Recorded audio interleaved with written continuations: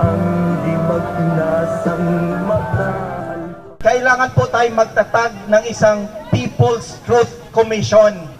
Siguro po, People's Truth Commission, imbitahan po natin yung mga gustong sumali ng mga senador, gustong sumali ng mga miyembro ng Congress, at yung mga siguro po, yung mga retired justices, at yung miyembro po ng iba't ibang organisasyon tulad po ng IBP, at tulad po ng Institute of Internal Auditors of the Philippines, at maybe po yung PICPA, maybe management of the, kung saan grupo pa po, members ng academy, members ng media, at sabay-sabay po nating pakinggan itong findings po ng grupo ni General Rio and ng ibang advano. Tapos para po sa ganito, imbitahan po natin ang media at ma-cover po nila kung ano po yung findings, at ma-invite po natin yung membro po ng representative po ng Telcos para mahingi po natin itong transmission logs at mailagay po talaga natin kung ano po yung totoong nangyari, no?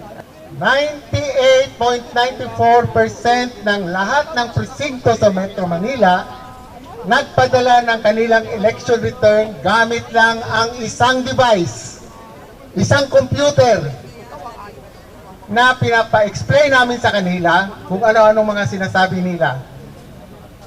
Pero sa atin, no,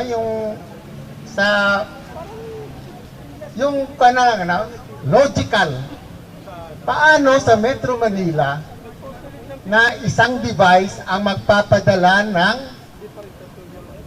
election returns, no, ng 98.94? So, pasagutin natin sila dahil imposible talaga yon. Pero sila, nagagawa nila imposible, no? Pero sabihin natin sa kanila na ang hinahanap lang natin na miracle ay galing sa Diyos. Yung inyo ay galing sa demonyo. A good election system must be transparent. Transparent. Yung po ating eleksyon mula noong 2010, nawala ang transparency. Nakita po ba ninyo kung paano binilang ang Hindi. Yung po ang sinasabi ko na nawala ang transparency. Dapat po sana, at ito ang aking nire-recommenda noon pa, ay gawing manual ang pagbibilang sa presinto. Total isang araw, pinakamahaba na isang araw. Kasi pa nga matapos in 3 hours. No? Manual sa presinto, pagkatapos ay electronic ang transmission at automated ang canvassing.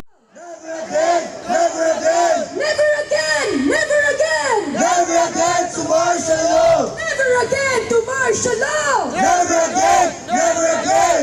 Tao! Ang bayan! Ngayon ay lumalaban! Ngayon ay lumalaban!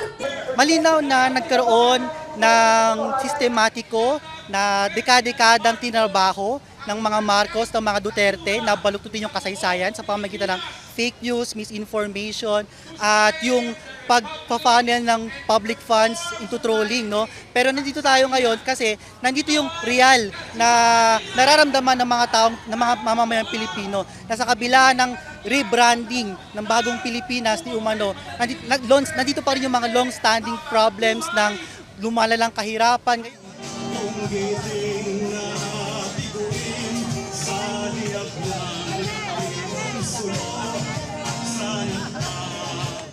Madilim ang gabi noon at papadilim na rin po ngayon.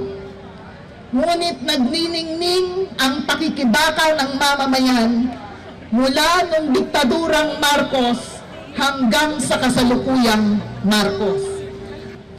Malamang karamihan po rito ay na-inspire ng lubusan sa ginawa ng dalawang bata, 21-22 anyos, kababata, mga babaeng lumalaban sa lahat ng forma ng kamatsuhan, sa lahat ng klase ng pang-aapi, mga kababaihang kabataan na silang nagsisilbing pag-asa ng ating bayan.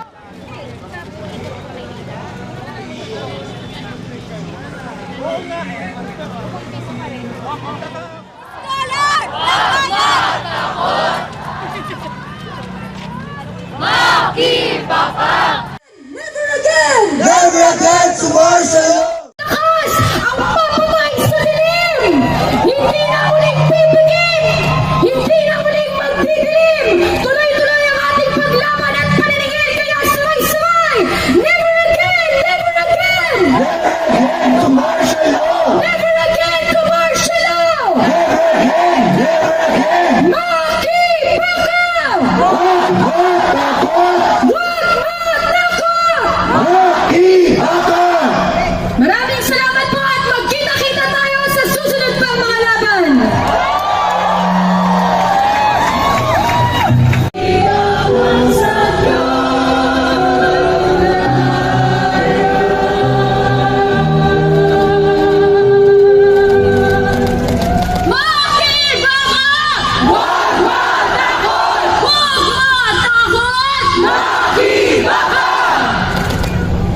Mga kasama, itaas po